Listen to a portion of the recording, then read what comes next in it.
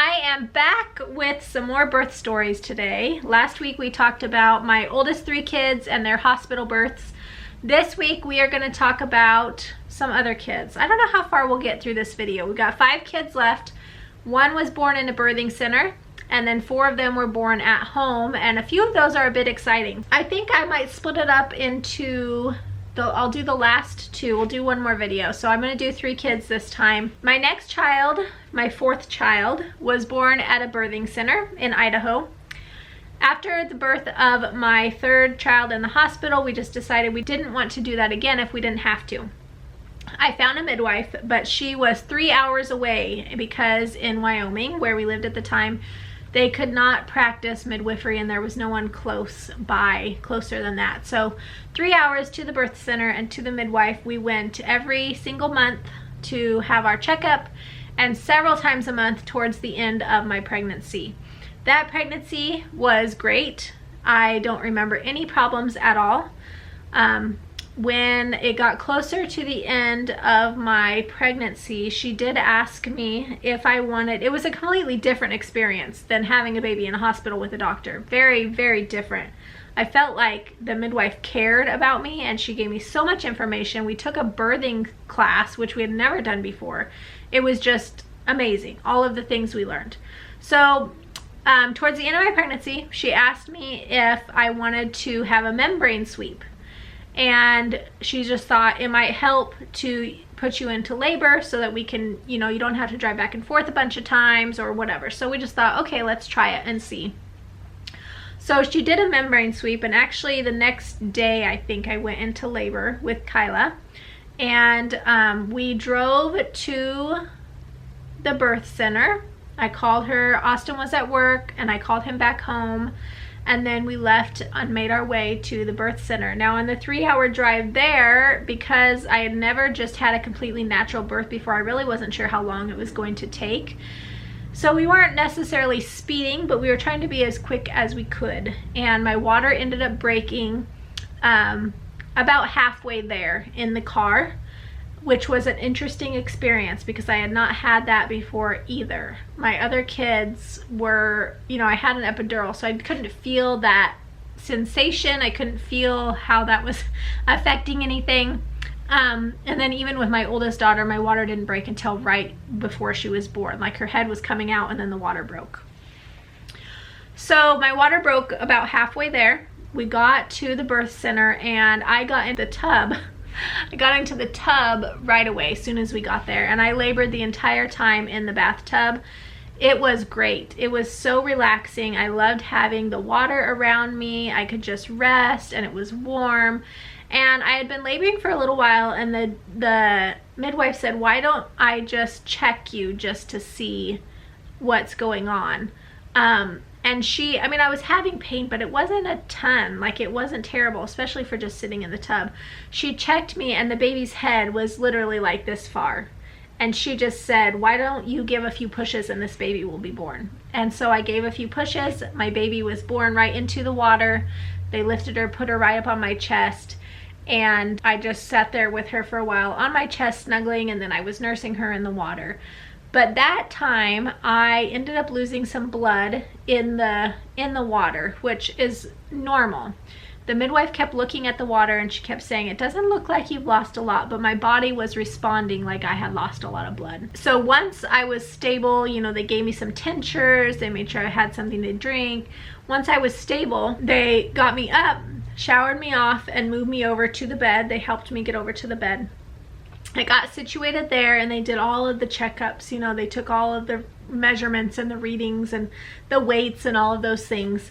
And then they said before we could go home, I had to be able to use the bathroom. I could not get to the bathroom without falling over. So I ended up climbing across the floor on my hands and knees just because the way my body was acting. I was very lightheaded, very faint-like I was just gonna faint at any moment. So I crawled hands and knees to the bathroom, which they said I could do. They watched me the whole time, made it in, went to the bathroom. After I got a bit of some food and stuff in me, I was fine. It was just for some reason that losing that blood and all of the energy that I exerted to have a baby just made me real lightheaded and weak. And so once they got that stabilized, we were able to leave. And actually, I think we went straight home because I think we were both just tired of being away from home and we wanted to be home. So we just went home with her, and that was wonderful. I loved that birthing in the tub. I thought that was great. Laboring and giving birth in the bathtub, I thought that was great. And my next baby, I thought it was so great that I was going to do it with her. She was actually born at home. We had decided, while we really enjoyed the birthing center and the midwife, we did not want to have to drive that far again. And the next option after that was to have an unassisted home birth. Now, the hospital is 100 miles away. There is a clinic much closer to that house, but for the hospital it was 100 miles. But we both felt like that was what we were supposed to do. And so we prepared for that. We researched. I read a ton of stuff. I bought all of the right things. We got a tub set up, and I did go see the midwife consistently through that pregnancy. And she agreed that once baby was born, we could bring baby to her. She would do all of the after birth measurements and checkups and birth certificates and all of that kind of stuff. So that was fine. So she was born in December. It was snowing outside. We had taken the kids. We kind of knew I was going to have her. And we had taken the other kids over to a friend's house. And that night, well, the night before, I had false labor. I was up for several hours with contractions. And just about the time I was ready to wake my husband up, they finally stopped. So the next day, I just said, we're real close. Like, take the kids. Let's see what happens tonight. And I went into labor with her that day. I'm pretty sure it was that day. She was born at like 8:15 p.m. because all of my friends were at Bunko and I was missing out on Bunko that night. But we had her at home. She was our first unassisted home birth. My husband worked so hard setting up the birth tub. He set the whole thing up. He filled it with warm water for me. And I got in and I hated every second of it. I was in there for maybe 10 minutes and then I got out and I just told him, I do not want to get back in there. I don't like it and I don't want to be in there. I don't know why at that point I didn't like it, but it was kind of funny because I loved it so much with my daughter before this one, but for some reason this time I didn't enjoy that bathtub. So I didn't get back in the bathtub. I just labored walking around. My husband was very good. He knows how to read me really well, knows when I'm close to having a baby. And I had told him I need to go to the bathroom. And he said, well, you need to do it quickly because you're gonna have a baby really soon. I said, okay. So I made my way to the bathroom and sat down on the toilet to pee.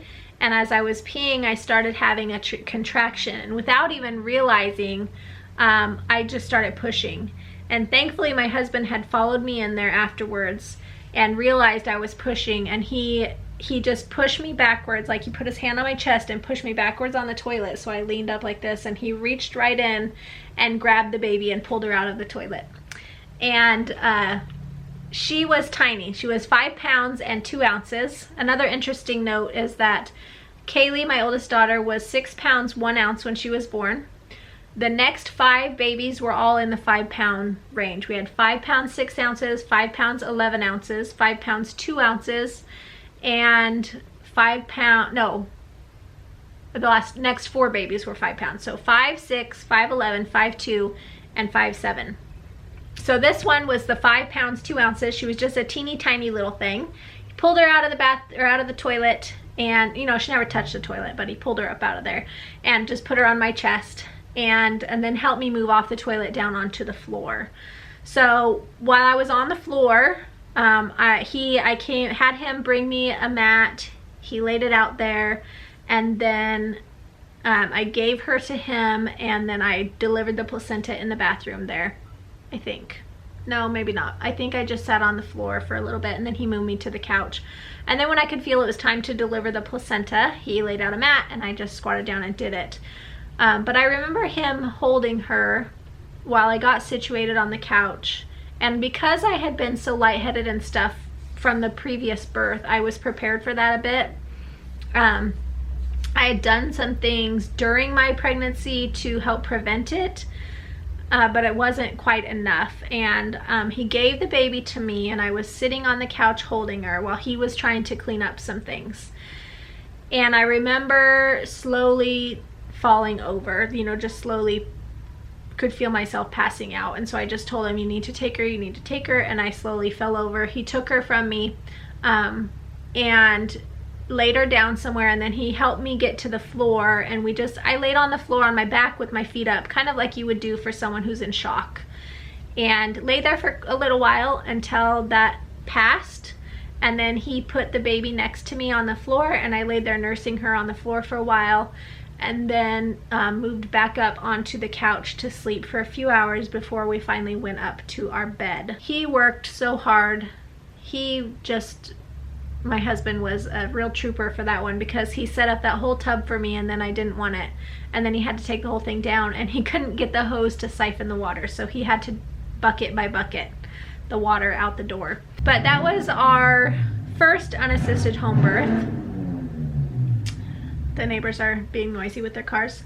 My next child was also born at home. He was born in Colorado, and his labor was pretty uneventful. It was pretty normal. Not a whole lot that went on that was out of the ordinary for a labor and a delivery. I did have my cervix get caught and not dilate as quickly as what we thought it should. It just had one little lip that was caught and didn't want to dilate. But once it finally did, it's like baby's head engaged too quickly, and then the cervix was stuck, and so we just had to be patient and wait that out. I did with him, he was the first time I had ever taken castor oil, and I do have a funny story with that. So with his pregnancy, I did not do any medical care, any prenatal care. I had a friend who taught midwifery classes, and her daughter had taken some midwifery classes, so they would come over every month and we would do all of the things and check everything. And when we got closer to his due date, I think it was past his due date, she said, you could try this special drink that I have from my midwife friend. And I was like, okay, I'll try it. So she gave me the ingredients. I went and got them. They were juice of some kind, vodka, castor oil, not castor, she wrote down cod oil. And so I went and got those things, mixed them together. The vodka was just a tiny bit. Mixed them together, drank it, and the next day I just smelled like a fish. And I told her, I don't know what's going on, but I just smell like a fish. Like, that's all I can smell. My hands smell like fish. My whole body just smells like a fish. And she realized at that point she had told me the wrong oil. She told me cod liver oil. She meant to say castor oil. So once I got the castor oil and drank that with my breakfast, I was in labor by that afternoon. And then he was born that evening around 8:30. So his labor was about 6 hours long, I would say. About 6 hours long. So it was very, very uneventful. Not a whole lot exciting that happened with him. All right, so that is it for those 3 birth stories. I hope you enjoyed hearing them. Make sure you stick around next week for the last 2. You don't want to miss those, and I'll see you next time. Bye.